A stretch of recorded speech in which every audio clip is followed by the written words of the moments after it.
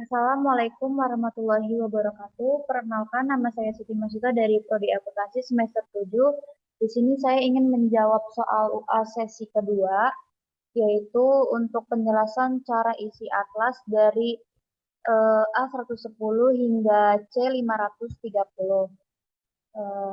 Selanjutnya kita ke berandanya. Nah, di sini eh, kita hanya mengisi secara manual yang terdapat untuk bintang tiganya. Lalu di sini ada nama KAP. Nama KAP sendiri diisi dengan nama saya yaitu Siti Masito. Lalu kedua ada susunan tim perikatan. Ada nama saya Siti Masito, perannya sebagai partner. Lalu ada Khalid, manajer, Atala, ketua tim, Wahyudi ada anggota tim. Lalu di sini ada nama klien bintang 3 juga, PT Aset Masa Depan, lalu ada alamat klien diisi dengan Jakarta, ada no telepon, diisi nomor telepon tersebut, ada nomor wajib pajak NPWP, ada setor usaha klien untuk bintang 2. Untuk bintang 2 ini terdapat beberapa pilihan yang tinggal kita isi drop down seperti eh, tipe perikatan, ada standar audit, standar akuntansi klien. Nah, untuk yang satu ini itu terisi secara otomatis. Untuk selanjutnya kita pengisian untuk bagian A1101. Kita ke audit cycle, nah kita ke konten, kita ke bagian A110. Di sini itu kita ke bawah. Di sini ada bagian A1101. Kita klik lalu keluar seperti ini. Ada nama KP, nama AP, nama klien yang sudah diisi tadi di awal. Di tampilannya. Nah, untuk cara pengisian tersebut, setiap pertanyaan terkait laporan keuangan terdahulu harus dijawab masing-masing. Lalu yang kedua itu ada auditor memilih isu pelaporan keuangan terlebih dahulu. Nah, di sini ada soal tersebut nomor 1 sampai 5. Eh, kita pilih tadi awalnya iya, dipilih secara tidak ya. Lalu untuk melanjutkan tahap integritas manajemen auditor, kita klik eh, back into. Back to, maksudnya kita ke back to A110. Jadi ini udah kita isi terlebih dahulu. Eh, lalu kita ke back to 110. 110, lalu kita ke 1102. Kita klik. Nah, setelah diklik tampilannya seperti ini sama.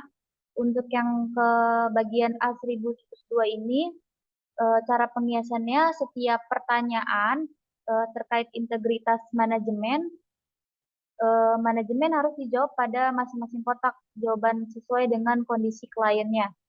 Eh, Lalu yang kedua itu kita terkait pertanyaan nomor 6, apakah terdapat indikasi bahwa klien mungkin terlibat dalam pencucian uang dan terorisme sebagaimana yang dimaksud PMK 055 atau PMK 01 2017 yang telah diubah dengan PMK 155 garis miring PMK titik 01 garis miring 2017. Nah, maka auditor harus melengkapi jawaban pada kertas kerja. Kertas kerja. Lalu yang ketiga itu auditor eh, diminta untuk melampirkan dokumentasi yang relevan eh, sebagai bukti untuk mendukung setiap jawaban yang diberikan tersebut. Jadi seperti itu. Nah, ini ada hasil analisisnya. Kita drop down tadi. Kalau ini yang tadi saya jawabannya tidak, maka dirubah lagi menjadi tidak ya, karena tadi diisi iya. Selanjutnya kita ke bagian A1103, kita klik konten aja. Maaf, aturan tadi status. Nah, ini 1103. Nah, untuk tampilan 1103 itu seperti ini. Untuk 1103 ini cara pengisiannya. eh, Lalu selanjutnya kita ke bagian A1103. Nah, untuk A1103 ini tampilannya seperti ini ya. Eh, Cara pengisiannya, daftar nama personil KAP harus diisi dengan seluruh personil yang dimiliki KAP. Itu ada 10 personil termasuk AP, maka yang dimasukkan adalah personil KAP utama. Yang kemungkinan besar itu eh, dimasukkan menjadi personil yang terlibat dalam tim perikatan. Di sini ada nama saya, Siti Masito Partner, ada Bintang, Khalid, Gemilang, Atala, Bagus, Wahyudi, Nirmala, Amora, dan Gagas. Lalu yang kedua itu kita ke analisis kompetensi personel KAP terkait dengan rencana perikatan. Auditor diminta memasukkan secara manual terkait dengan rencana perikatan. Itu auditor diminta memasukkan data-data mengisinya itu masing-masing pernyataan terkait pemahaman personil mengenai KAP, mengenai entitas, standar audit, peraturan yang relevan, lalu ada teknologi informasi yang relevan, penggunaan pertimbangan personil, eh, lalu eh, KAP pertimbangan profesional dalam audit serta kebijakan dan prosedur dalam KAP. Lalu selanjutnya kita ke yang ketiga, yaitu ada analisis ketersediaan waktu personil KAP terkait dengan rencana eh, perikatan. Nah, untuk di bagian ini auditor diminta untuk menggunakan pilihan drop down. Nah, seperti ini pilihan drop down. Lalu batasan waktu KAP yang tersedia terkait perjanjian kerja antara tim dan KAP tersebut. Lalu untuk yang nomor 4, ringkasan hasil analisis kompetensi dan waktu. Nah, untuk ke sini kita klik ke independensi, lalu kita lihat ke bagian tersebut. Nah, pada kertas kerja A1003 di sini, di 1003 itu merupakan kertas kerja untuk menentukan personel KAP yang terlibat dalam perikatan. Lalu Anda diminta untuk menggunakan pilihan drop down. Di sini pilihan drop down untuk menganalisis pemahaman personil KAP tersebut. Yaitu kolom-kolom warna hijau tersebut diisi secara otomatis.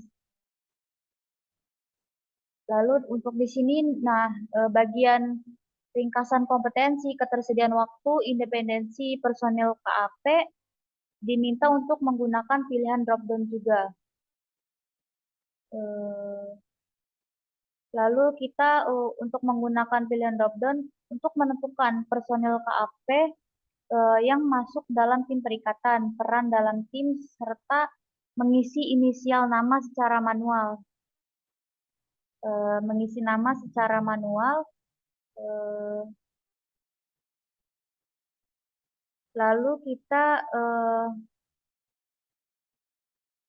sebagaimana gambar di nomor 17 dalam menentukan peran dalam tim auditor yang bisa memilih satu level partner apabila ada partner perikatan yang dilibatkan selain partner yang signing.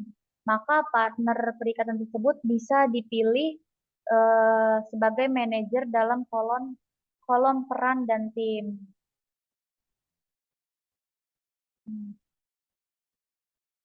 Hmm, seperti itu. Lalu untuk selanjutnya kita pindah. Selanjutnya kita ke bagian A120. Tampilannya seperti ini.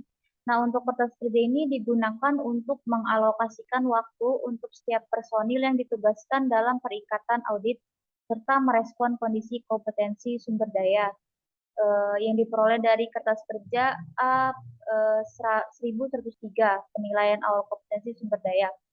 Lalu untuk menganalisis ini diterapkan untuk seluruh siklus audit. Selain itu terdapat penentuan penelaan mutu perikatan baik menggunakan AKCR maupun penelaan perjenjangan. Dari tim alokasi perikatan, di sini ada alokasi jam. Yang pertama itu ada rencana jadwal pelaksanaan perikatan audit yang telah disepakati. Yang pertama itu rencana jadwal pelaksanaan perikatan yang telah disepakati. Pada bagian ini, auditor memasukkan data secara manual sebagai berikut. Nah, ini untuk mulai ada akhir, jumlah hari libur lain, baru ada jumlah hari efektif. Uh, untuk yang bagian tanggal, mulai mulai dan berakhir pelaksanaan perikatan untuk format tanggal, bulan, dan tahun. Lalu untuk jam mulai kerja, uh, untuk jam mulai kerja ini lama istirahat dan jam pulang kerja. Lalu untuk jumlah hari libur, baik Sabtu, Minggu, uh, libur. Uh, Lalu untuk ada jam kerja efektif per hari diisi secara manual berdasarkan hasil perhitungan uh, jam kerja efektif per hari dari poin 1B. Hal ini di atas untuk mengetahui jumlah jam efektif dalam pelaksanaan perikatan. Lalu yang kedua itu ada rencana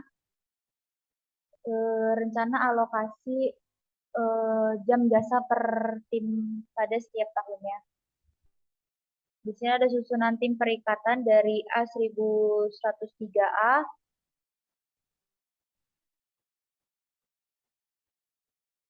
Di sini ada nama Siti Masito Khalid, ada peran dalam tim partner, ada alokasi rencana kerja aktual, uh,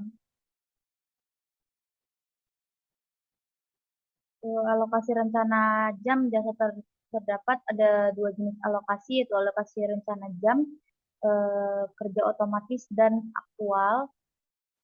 Alokasi rencana kerja otomatis telah dihitung menggunakan rumus tertentu, sedangkan pada alokasi rencana jam kerja aktual, auditor harus memasukkan jumlah alokasi rencana jam kerja setiap auditor secara manual.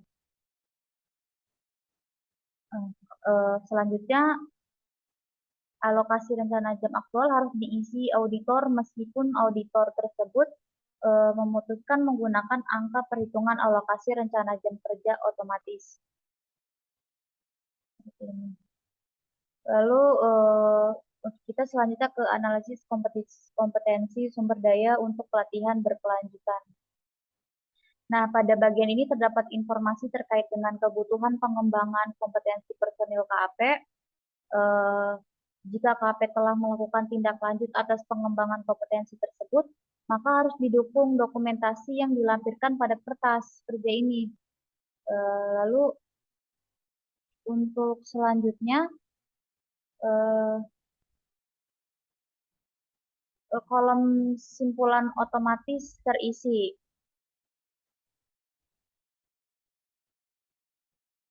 Nah, kolom simpulan otomatis terisi oleh karena itu jika alokasi belum memadai, maka auditor harus memberikan penjelasan terkait rencana proses pemantauan atas perikatan tersebut. Nah, untuk kolom kuning ini otomatis ada jika simpulan dari kertas kerja adalah belum memadai.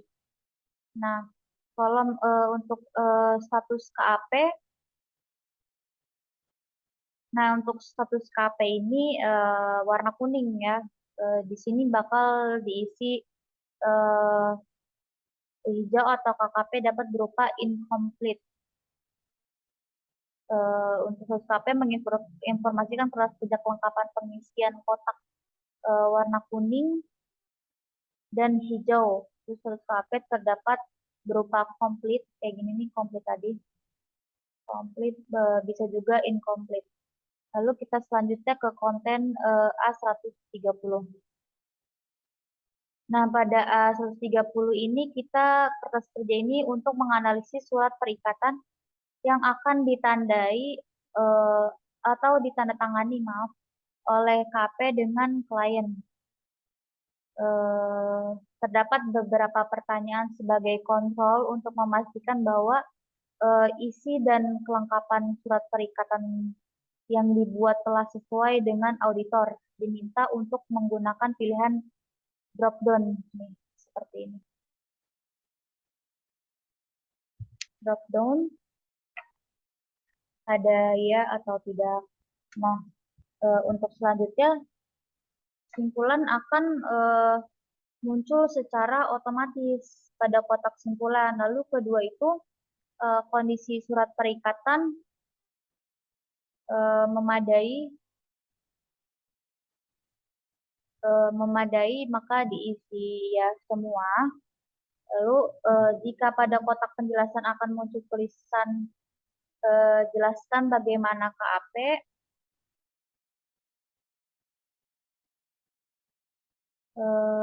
memodifikasi surat perikatan, maka auditor diminta untuk menjelaskan bagaimana KAP melakukan modifikasi surat perikatan tersebut. Tulisan tersebut akan muncul terdapat kriteria tidak tercantum pada kertas kerja auditor auditor A130.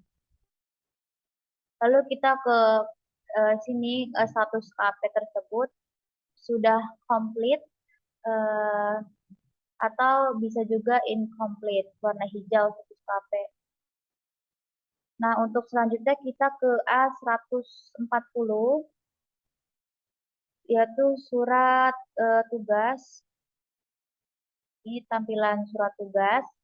Nah, untuk kertas kerja ini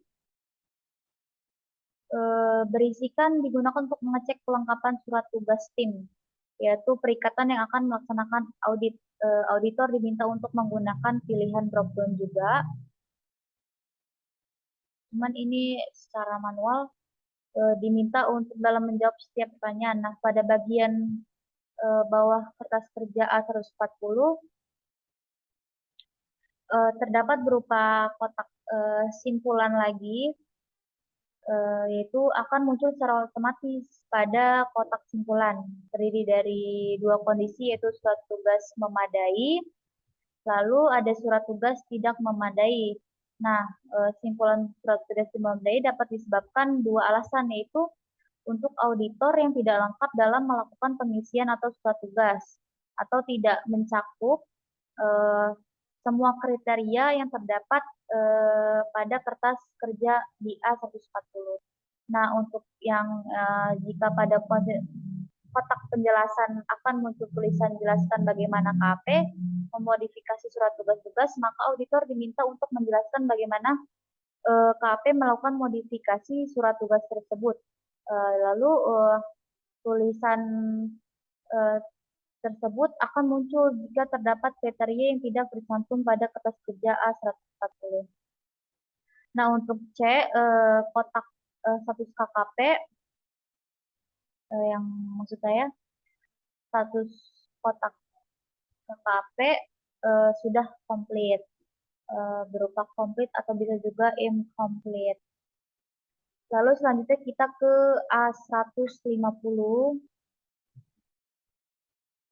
pernyataan independensi. Nah, di sini tampilannya sama, hampir sama. Kertas kerja ini berisi informasi mengenai analisis KP terhadap independensi atas pelaksanaan audit baik untuk tim perikatan maupun kantor akuntan publik. Nah, auditor diminta untuk menggunakan pilihan drop-down lagi. Di sini di hasil analisis, lalu pernyataan independensi memadai atau pernyataan yang seperti ini kita isi. Ini ada pilihan ya atau tidak. Nah, jika pada kotak penjelasan di sini akan muncul jelaskan bagaimana modifikasi pernyataan independensi, maka auditor diminta untuk menjelaskan bagaimana KAP memodifikasi pernyataan independensi tersebut. Tulisan tersebut akan muncul jika kriteria yang tidak tercantum pada kertas kerja 150. Lalu selanjutnya ada di status KAP karena sudah komplit, di sini sudah diisi yang secara drop down. Ini secara drop down. Lalu kita selanjutnya ke pengisian D100. Ini D100.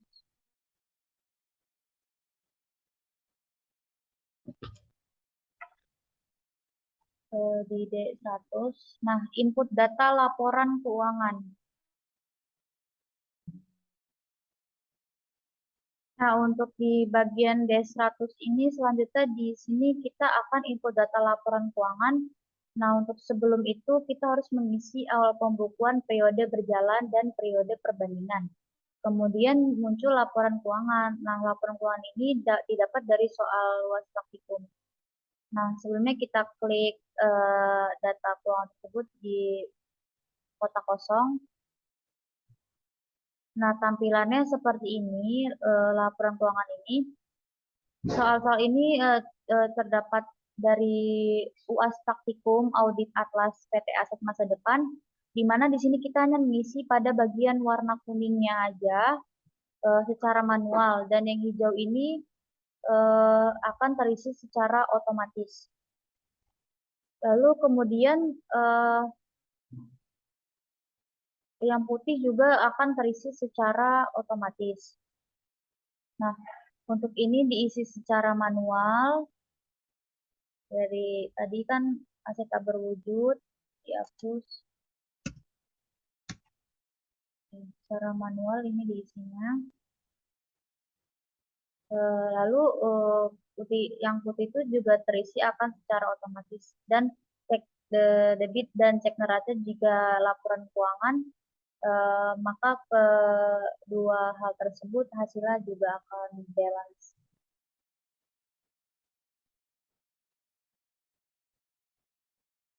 Nah, setelah mengisi dari laporan keuangan tersebut, kita pindah ke C, bagian di C110, yaitu penilaian materialitas akhir. Nah, tampilannya seperti ini. Lalu kertas pada bagian ini terisi secara otomatis juga dari pengisian laporan keuangan D100 sebelumnya. Nah, di sini status KKP-nya itu sudah komplit, maka kesimpulannya tidak memadai. Di sini ada penentuan materialitas keseluruhan acuan saldo, di sini intern, ada unaudit, ada audited. Lalu selanjutnya kita ke bagian C530,